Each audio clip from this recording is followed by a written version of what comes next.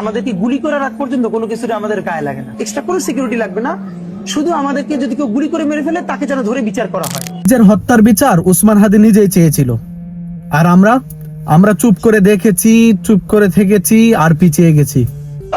আজ লজ্জায় মাথা নত করে বলছি, ক্ষমা করে দিও আমাদেরকে, আমাদের ভয়কে ক্ষমা করে দিও, আমাদের সুবিধাবাদকে ক্ষমা করে দিও, আর সেই নীরবতাকে ক্ষমা করে দিও যেই নীরবতা খুনিদের ঢাল হয়ে দাঁড়িয়েছে।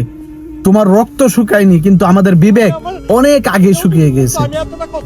তোমার দাবি ছিল ন্যায্য আর আমাদের ভূমিকা ছিল লজ্জাজনক।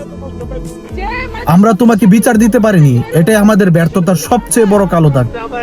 ইতিহাস একদিন প্রশ্ন করবে ঠিকই আমাদেরকে, আর আমরা কোনো উত্তর দিতে পারবো না সেদিন। ওসমান হাদি, তোমার কাছে আমাদের এই ক্ষমা প্রার্থনা, এটা দয়া নয়, এটা দায় স্বীকার।